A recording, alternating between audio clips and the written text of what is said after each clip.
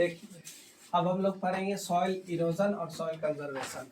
अपर्दन, मृदा अपर्दन, क्षयन जो कहो उसको, और फिर कंजर्वेशन, उसको क्षयन मतलब कंजर्व कैसे कर सकते हैं, बचा कैसे सकते हैं। तो फर्स्ट ऑफ ऑल जो ये होता है अपर्दन होता है, ये बहुत प्रकार का होता है, ऐसा नहीं है कि कोई एक ही प्रोसेस से होता है। पहली बात तो ये है कि कहीं कहीं अगर आप देखे होंगे कि गंगा जी जाते होंगे, तो गंगा जी जाते होंगे तो आपको एक ऐसा कटाव मिलता है, कहीं कहीं मिलता है मिट्टी के पास। हाँ। ये क्या है, ये पानी के द्वारा ऊपरी लेयर का जो मिट्टी होता है वो बह के चला जाता है और फिर वो समुद्र में ही चला जाएगा, गिर जाएगा, डेल्टा का निर्माण हो जाएगा।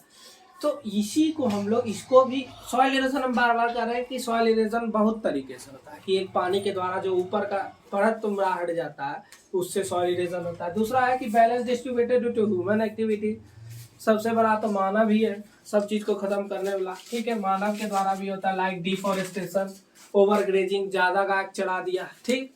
फिर आता है कि कंस्ट्रक्शन एंड माइनिंग, ज्यादा घर बन रहा है, ज्यादा तुम्हारा खुदाई हो रहा है, तो उसके द्वारा भी सॉइल तुम्हारा जो मिट्टी पे है प्रभाव पड़ता है।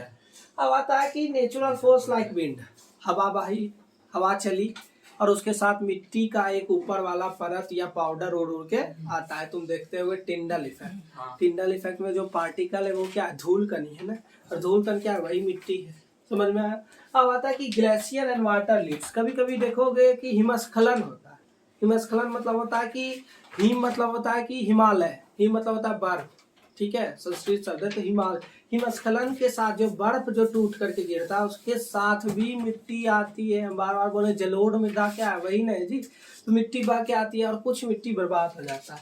अब आता है कि इसके द्वारा भी तुम्हारा सॉइल इरोजन होता है। फिर आता है कि the running water cuts through the clayey soil and make deep gullies, जो तुम्हारा एक चलता पानी, या तुम ऐसे भी पानी को कहीं ऊपर में कहीं गौर से देखना कि जब बारिश का पानी गिरता है कहीं फ्लो से नीचे तक तुम्हारा गड्ढा हो जाता है। हाँ। वही गड्ढा है नहीं, बता रहे, समझाने का प्रयास करते कि जब लगातार एक ही जगह से पानी तुम्हारा बहते रहेगा तो वहाँ गड्ढा हो जाता है और उसी को हम लोग गुलीज कहते हैं, और वो फिर जो मिट्टी है वो क्या हो जाता है, बर्बाद हो जाता है, उसका कोई उपयोग वहाँ पर होता नहीं।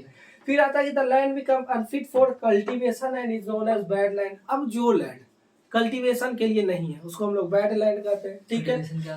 कल्टीवेशन मतलब क्रॉप्स उपजाना फसल के लिए, ठीक है। फिर आता है कि sometimes water flows as a sheet over a large area down a slope, कहीं कहीं ऊपर से, कहीं ऊपरी क्षेत्र से तुम्हारा वाटर जो है एक स्लोप के ऊपर से एक लेयर के तरफ से बहता है और एक लेयर के ही जैसा एक लेयर मिट्टी का निकाल करके लेकर के चला जाता है, तो उससे भी तुम्हारा सॉइल इरोजन होता है। अब आता है कि इन सच के सॉइल इज वाश्ड अवे, धुला जाता है और this is known as soil erosion, ठीक है।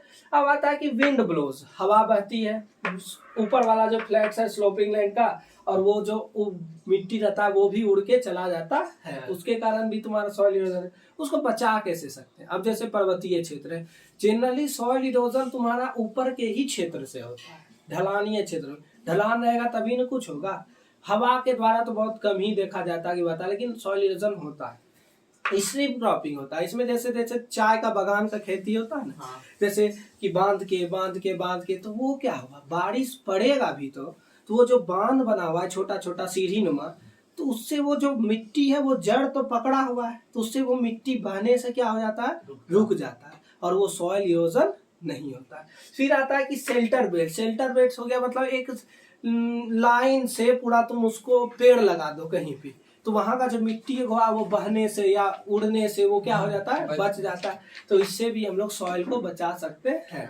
जनरली अफॉरेस्टेशन समझ लो कि कहीं पर, या कल्टीवेशन समझ लो कि तुम अगर कहीं पर नहीं रुक जा रहे तो बंजर भूमि हो गई, बंजर भूमि हो गई मतलब वो खत्म ही ना हो गया बंजर भूमि, तो वहां पर तुम कल्टीवेशन कहीं ना कहीं करते रहो, पेड़ लगाओ, सबसे बढ़िया बात है, उससे अच्छा और कोई चीज नहीं है। तो ये चैप्टर आपका हो गया आज।